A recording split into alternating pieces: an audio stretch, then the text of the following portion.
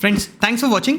आज की वीडियो पे हम एक बहुत टॉपिकल कंसर्न जो मेरे पास बहुत बार बार आता है उसको डिस्कस करेंगे कि हमारे इंश्योरेंस क्लेम्स क्यों रिजेक्ट होते हैं, health insurance claims. In this video we will cover top 5 reasons जो हमने नोटिस किए अपने एक्सपीरियंस में कि इंश्योरेंस क्लेम्स क्यों रिजेक्ट होते हैं, and also we will give handy tips to ensure that how do you can bulletproof your claims, right? So this video is very critical. Please do stick till the end so that you can learn all those healthy ways to prevent your claims from getting rejected. I would also request, if आपके कभी कोई claims reject हुए हैं या आप struggle कर रहे हैं किसी क्लेम में, तो आप कमेंट्स में अपना क्वेरी डाल सकते हैं and we will try our best कि हम उनको टाइमली रिस्पॉन्ड करके आपकी असिस्टेंस भी दे सकें, राइट? एंड अगर आपको कोई और गाइडेंस चाहिए अपने क्लेम्स मैटर्स पे, तो you could also note it in the comments section. Before we go ahead, a quick introduction. My name is Puneet Agarwal. I am the founder of Banyan FA. We are a one-stop shop for all financial needs of an individual. We also specialize in insurance. This is an insurance video, so we could also say that. And you can subscribe or follow us and to have a more regular flow of our videos. We release one weekly video for all our financial updates. Okay, so let's get into the topic. What are the most common rejection reasons for health insurance claims? Let's go into the top 5 which we have experienced. Number 1, what we have seen, the most common one, उसकी जड़ जो है वो start of the policy में ही उसका बीज उगना चालू हो जाता है. वो है गलत डेटा इंश्योरेंस कंपनी को प्रोवाइड किया जाता है. रिमेंबर, इंश्योरेंस एक फिड्यूशरी कॉन्ट्रैक्ट है, एक ट्रस्ट वाला कॉन्ट्रैक्ट है. उसमें अगर इंश्योरेंस कंपनी से अगर हम एक्सपेक्ट करें कि वो अपना प्रॉमिस पे करे, तो हमारे को भी पूरी इन्फॉर्मेशन उनको देनी पड़ेगी. एंड यही एक रीज़न होता है जब most of the claims reject हो रहे होते हैं कि या तो हमने गलती से हमने जानबूझ के नहीं, अपनी गलती से हमने इंश्योरेंस कंपनी को पूरी इन्फॉर्मेशन नहीं दी, राइट? या फिर हमने फ्रॉड्यूलेंटली जानबूझकर इन्फॉर्मेशन नहीं दी. गलती का एग्जाम्पल क्या देते हैं? बहुत साल पहले है ना फ्रैक्चर हुआ था और उसमें रॉड इम्प्लांट हो रखी है, भूल गए, इतना पुराना है. या पेरेंट्स के लिए इंश्योरेंस ले रहे हैं बच्चे, बट उनको मम्मी पापा से पूछना भूल गए कि भैया आपके कोई मेडिकल कंडीशन है क्या जो बतानी है. उनके पर्सपेक्टिव सब हेल्दी थे. फ्रॉड्यूलेंट क्या एग्जाम्पल? इंसान को किसी को डायबिटीज़ है, उसे पता है प्रीमियम ऊपर जाएगा, रिजेक्ट भी हो सकती है, चुप हो जाएंगे, बताओ ही मत. सो बाद में आके ये प्रॉब्लम क्रिएट करते हैं यही सिचुएशंस. सेकेंड कॉमन रीजन जो हमने नोटिस किया हुआ है रिजेक्शन का, वो है वेटिंग पीरियड्स के चक्कर में. एंड दिस इज प्राइमली लोगों को पता ही नहीं होता है. कितना भी वो ऑनलाइन जाएंगे, क्लिक करके बाय कर लेंगे, ये भी नहीं सोचेंगे कि क्या कंडीशंस में क्लेम कवर होगा या रिजेक्ट होगा. सो कॉमन 3 वेटिंग पीरियड्स रहते हैं. फर्स्ट 30 डेज तक कोई क्लेम नहीं रहता है, मिलता है एक्सेप्ट एक्सीडेंट्स. 2 साल तक कई सारी स्पेसिफिक वेटिंग पीरियड्स की कंडीशंस होती हैं जिस पे नहीं मिलता है. एंड देन अगर कोई एग्जिस्टिंग मेडिकल कंडीशन है, जिसको प्री एग्जिस्टिंग मेडिकल कंडीशंस बोला जाता है, उसको 3 साल से 4 साल तक नहीं मिलता है. हमने जो काफ़ी सारे क्लेम्स को रिजेक्ट होते देखा है वो इस कैटेगरी में फॉल कर रहे होते हैं, राइट? सो अगर हम किसी इंश्योरेंस कंपनी को बताना भी भूल जाते हैं कि हमारी एक मेडिकल कंडीशन है, जो मैंने अभी आपको पहले वाले केस में बताया, तो वो एक्चुअली इसके प्री एग्जिस्टिंग मेडिकल कंडीशन में फॉल होता है. अगर आपका कोई क्लेम इस किसी रीजन से रिजेक्ट हुआ है, we all will benefit to know about it. At the same time perhaps I could help you with further clarifications. Could you note down in the comment section below that आपका अगर कोई claim किस condition के चक्कर में insurance company ने reject किया था. The third reason for rejection is process not properly followed. Remember, it's a very process intensive. It's not one of the best ones, right?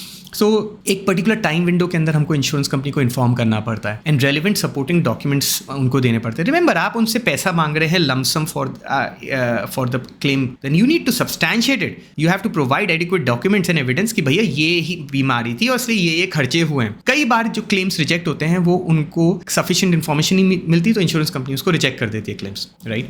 अब कैशलेस क्लेम्स रिजेक्ट होना. Cashless claim reject होने का मतलब ये नहीं होता कि पूरा का पूरा क्लेम रिजेक्ट हो गया. कई बार इंश्योरेंस कंपनीज को लास्ट मिनट में इंटीमेट किया जाता है, इमरजेंसी केसेस में भी एज वेल, एंड उनके पास सफिशिएंट टाइम नहीं होता कि वो उस क्लेम को ढंग से असेस कर पाएँ. तो उस केस में वो कहते हैं कि हम कैशलेस बेसिस पे आपका क्लेम नहीं पे कर सकते, बट आप अपनी तरफ से पेमेंट करके आप हमको सारे बिल्स भेज दीजिएगा along with supporting documentation. We will investigate and then we will release the payment if we are comfortable with it. एक और रीज़न रहता है नॉन नेटवर्क हॉस्पिटल्स. कई सारी इंश्योरेंस कंपनीज ये फॉलो करती हैं. उनकी वेबसाइट पे लिखे होते हैं कौन कौन से नेटवर्क हॉस्पिटल्स हैं. एंड अगर हम नॉन नेटवर्क हॉस्पिटल में चले जाते हैं, मतलब नॉट ऑथराइज्ड हॉस्पिटल, तो उधर वो लोग कैशलेस पे सेटल नहीं करते. बट इसका मतलब ये नहीं है कि वो रीइंबर्समेंट पे भी नहीं पे करेंगे. ये एक रीज़न होता है. अब the last one, the exclusion claims. अब कई बार लोग सोचते हैं कि इंश्योरेंस पॉलिसी ली है तो सब चीज़ कवर होगी. एग्जाम्पल सिंपल से कुछ एग्जाम्पल्स देता हूँ यहाँ पर.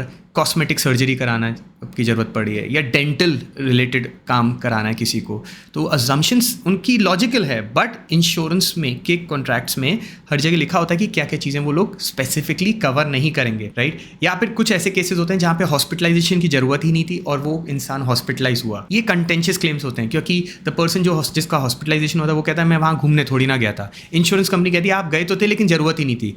तो ये एक सॉर्ट ऑफ लिटिगेशन का मैटर हो जाता है, but this is also one of the reasons.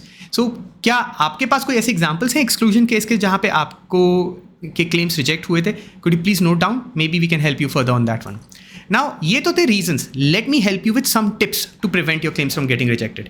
Common and the most important tip for you is understand your policy. पढ़ के तो देख लो, मोबाइल फ़ोन खरीदने के समय में इतनी बार पढ़ते हैं लोग कि भैया टर्म्स एंड कंडीशंस क्या है, उसके क्या स्पेसिफिकेशन है, इंश्योरेंस पॉलिसी गए क्लिक क्लिक करके बाय कर लिया। टू प्रिवेंट कि फ्यूचर में दिक्कत हो, पहले पढ़ लो कि क्या आपने पॉलिसी ली है, क्या वेटिंग पीरियड्स हैं, कौन कौन से नेटवर्क हॉस्पिटल हैं, अपने घर के पास वाले हॉस्पिटल उस पॉलिसी का अगर डॉक्यूमेंट आपके पास है तो उस पर लिख दीजिए और घर वालों को भी बता दीजिए, so that in case of emergency गलत हॉस्पिटल में ना चले जाएं। Second, take the policy early enough, because waiting period तो रहेंगे ही, आज लो या कल लो, तो अगर आप जल्दी लेंगे पॉलिसी तो वो वेटिंग पीरियड निकल जाएंगे। थर्ड, ऑनेस्टी बहुत इंपॉर्टेंट है यहाँ पर। इन लोगों को लगता है कैसे पता चल जाएगा, हमने अपने एक्सपीरियंस से देख रखा है, खुद ही बता देते हैं। इवन जब वो घबरा जाते हैं ना डॉक्टर के सामने, जब मेडिकल कंडीशन आती है तो ना चाहते हुए भी चीज़ें निकल जाती हैं। So I would suggest why to enter into this situation in the first case, be honest at the start and be accurate. Record keeping बहुत क्रिटिकल है, which is the fourth important tip. जब भी hospital में कोई इंसान जा रहा है, एक इंसान को जो उसके हॉस्पिटल में जो पेशेंट के साथ जा रहा है उसका रिस्पॉन्सिबिलिटी यही होना चाहिए कि वो सारे पेपर वर्क को संभाल के रखता जाए, हर बिल को रखता जाए। अगर याद नहीं किस चीज़ का, बिल के पीछे लिख ले किस चीज़ के लिए था, सबको ऑर्डर में रखते जाएं, बिकॉज जब क्लेम फाइल करेंगे वो सारे के सारे इंपॉर्टेंट डॉक्यूमेंट्स हैं। मिस हुआ डॉक्यूमेंट पेमेंट नहीं होगा, तो इसलिए आपके लिए वो कैश है वो एक एक document. So please keep that handy, right. And ये चीज़ याद रखिएगा, इंश्योरेंस क्लेम जो पे कर रहा है वो भी इंसान है, उसको अगर वो समझ ही नहीं पा रहा है कि आपने किस बेसिस पे क्लेम लेना चाह रहे हैं तो वो कैसे पे करेगा, राइट। एंड लास्टली, इग्नोर्ड है बट इंपॉर्टेंट है, go by an adviser when you are taking a policy. An adviser knows the processes, उनका डे टू डे का काम रहता है। They are a critical support system. जब claim का time आता है, पेशेंट को के साथ जूझेंगे आप या इंश्योरेंस कंपनी के साथ जूझना चाहेंगे? Let outsource the work of dealing with the insurance company with a reliable advisor और अ गुड एजेंट। उनको प्रोसेस पता है, उनको डॉक्यूमेंटेशन पता है, वो आपके बिहाफ पे इंश्योरेंस कंपनी के साथ लाइजन करके आपको अपडेटेड रखेंगे, राइट। मैं आपको एक सक्सेसफुल एग्जांपल देता हूँ, हमारे केस में क्या था। We got a policy for a client and within a couple of months of taking the policy उसको अनसर्टेन, पता नहीं एक स्ट्रोक, ब्रेन में स्ट्रोक आया, हॉस्पिटलाइज हो गए। हमारे पास कॉल आया, हम भी थोड़े से वी वर थिंकिंग अबाउट ये कैसे हो गया। अभी तो बात क्लाइंट के साथ हमने कॉन्वर्सेशन की थी, अभी तो 2-3 महीने हुए पॉलिसी लिए हुए। एंड जैसे कि इंश्योरेंस कंपनी को डाउट होता, हमें भी लगा कि क्या हम कोई की डिस्क्लोजर देना भूल गए। लेकिन फिर हमने अपनी सारी फाइल चेक की, क्लाइंट से बात किया, सब डिस्क्लोजर्स परफेक्ट थे, बट इंश्योरेंस कंपनी ने उसको इन्वेस्टिगेशन पे डाला। हमने अपने एक्सपीरियंस के साथ अपने क्लाइंट्स को बताया, देखिए आपके साथ ये प्रोसेस होगा, आपको ट्रूथफुल और ऑनेस्टली हमने पॉलिसी ले रखी है, इसमें कोई ग्राउंड नहीं है जिसके चक्कर में रिजेक्ट होगा। हमें लेकिन डॉक्यूमेंटेशन पूरा चाहिए। सारी डॉक्यूमेंटेशन की फाइल ढंग से बन के इंश्योरेंस कंपनी के पास सबमिट हुई। इंश्योरेंस कंपनी ने अपने ड्यू चेक्स किए, टाइम लगा उन्हें, because obviously they were also surprise कि इतने जल्दी इतना मैसिव मेडिकल कंडीशन कैसे हो गया इंसान को, but they could not find any reason for rejection and they made the full payment of the claim. And इधर in this case the client perhaps had two good positive things at their end. One, it was truthful and honestly सब चीज़ बता रखी थी, paper work भी पूरा था, and I would take a little bit of credit at our end as well. We did all the due checks at the time of taking the policy and at the time of the claim to ensure that all the things were stacking up so that the claim goes smoothly. So if you liked the video, we would suggest that you please subscribe to our channel so that you can get such videos on a regular basis as well. Thanks for watching.